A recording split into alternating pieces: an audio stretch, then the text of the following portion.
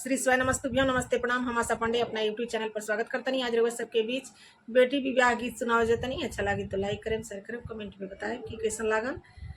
अगर हमारे चैनल के सब्सक्राइब नहीं कैले तो कृपया हमारे चैनल के सब्सक्राइब कर दी, ताकि जब भी गाना अपलोड होके तो रोज सबके बीच पहुँचे।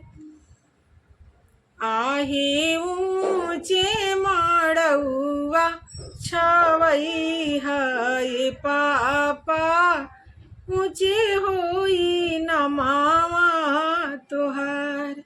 आहे ऊंचे मड़ुआ छवई है पापा, ऊंचे होई न मामा तोहार।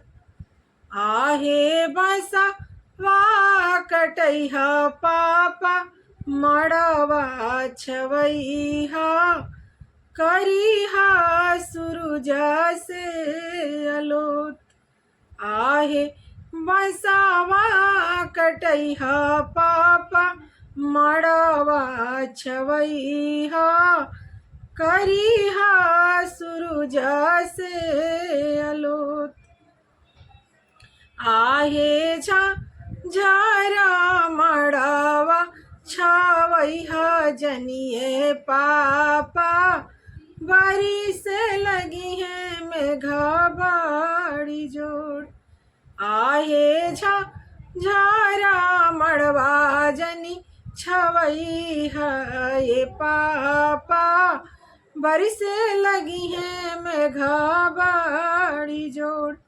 आहे बिना रे बदरिया के बरी से ला मेघा, भीजे लगी है छैला हमार।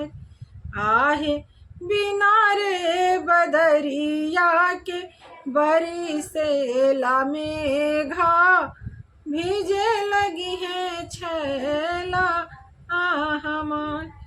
आहे माड़ो में भीजेले दुल्हा, कवना दुल्हा शोभा लगनिया के बीर। आहे माड़ो में भीजेले दुल्हा हो, कवना दुल्हा शोभा लगनिया के बीर।